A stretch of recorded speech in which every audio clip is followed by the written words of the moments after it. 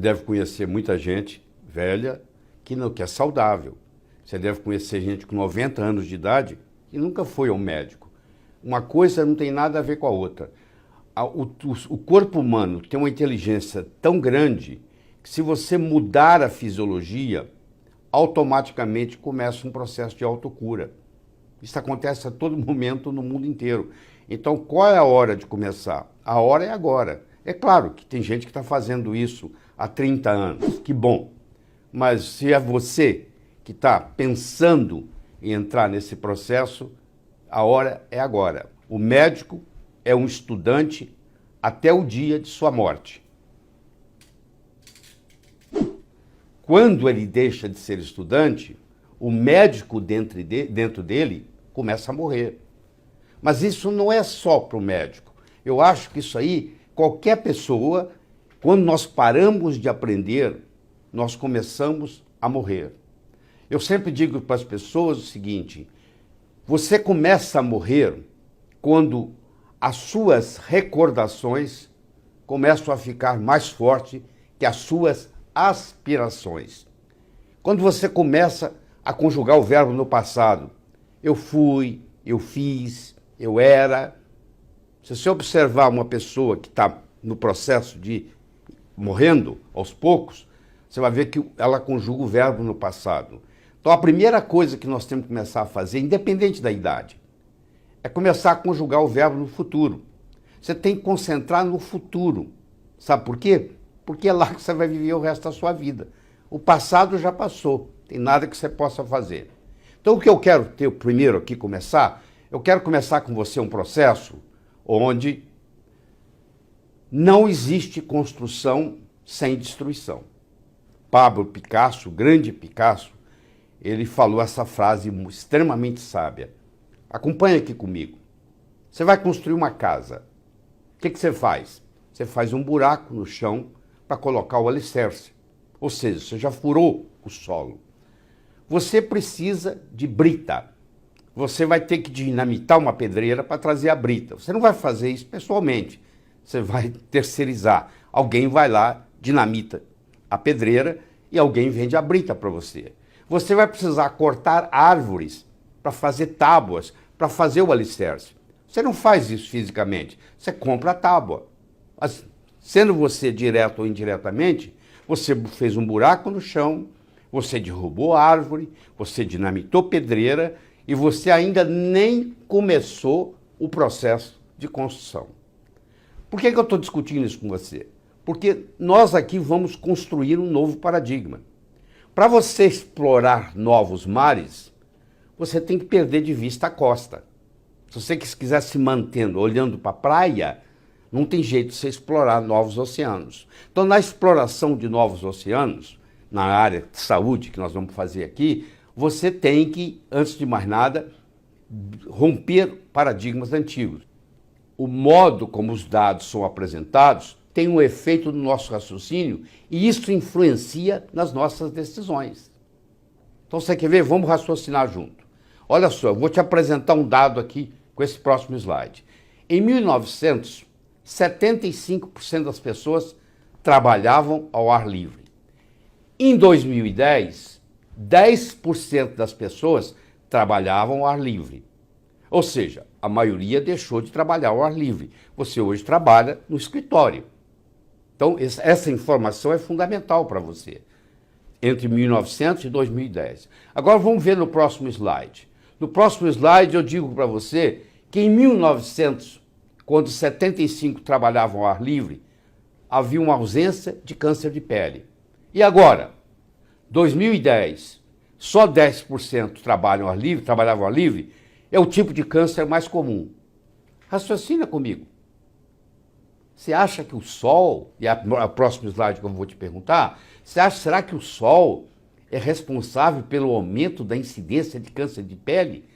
Ou há algo mais ocorrendo? Se de 1900 para 2010 era 75% trabalhando ao ar livre e agora era só 10%, ou seja, a pessoa não toma sol mais e começa a aparecer mais câncer de pele, Você agora tem um dado para raciocinar comigo e começar a questionar o seguinte: será que não tem algo mais que está acontecendo aí? E nós estamos culpando o pobre do sol? Pensa comigo.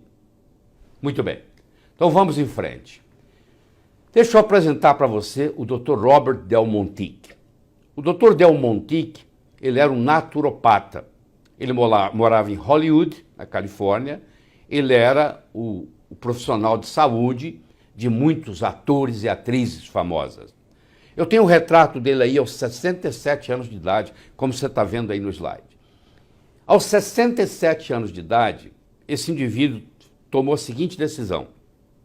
Ele ia melhorar a sua alimentação, ele ia melhorar a sua atividade física e ele ia passar a usar hormônios chamados bioidênticos. E ele ia fazer uma experiência de 13 anos para ver o que aconteceria no corpo dele. E ele escolheu 44 parâmetros, ou seja, acuidade visual, acuidade auditiva, força muscular, equilíbrio, flexibilidade, resistência, capacidade aeróbica, 44 parâmetros. E quando ele chegou aos 80, que é o próximo slide, ele fez uma avaliação. Você mesmo olhando, você vai me dizer, olha aí, ele aos 80, ele tem mais músculo que ele tinha aos 67, ele tinha mais flexibilidade aos 80 que aos 67, uma melhor acuidade visual, melhor acuidade auditiva, a bioquímica dele era melhor. Então ele provou para nós que o indivíduo dos 67 aos 80 anos, ele pode rejuvenescer, ele pode ficar em melhor forma. O Dr. Del Montique morreu com 92 anos. Tá? Até hoje não se sabe o que aconteceu. Mas ele estava muito bem no dia anterior, tá? Mas ele morreu com 92 anos. Mas é uma experiência aqui para você. Vamos ver outras fotos dele aí para vocês terem uma ideia. Aqui está ele aos 84 anos de idade. Você está vendo a saúde que ele tem aos 84. Isso não é privilégio dele, não. Isso é qualquer pessoa que seguir a programação que nós vamos discutir aqui essa noite, tá? Aí está ele, ó. Olha a musculatura dele, tá? Inclusive, olha aí, ele era uma pessoa extremamente conhecida no mundo de Hollywood, no mundo dos artistas. Então, eu acho que o Dr. Del Montique mostrou pra gente que qualquer momento que você começar, mesmo ele já vindo cuidando até um certo ponto, você pode melhorar. Então, essa é a primeira mensagem que eu tenho para você aqui hoje à noite, certo? Deixa eu apresentar para você a Violeta Brown.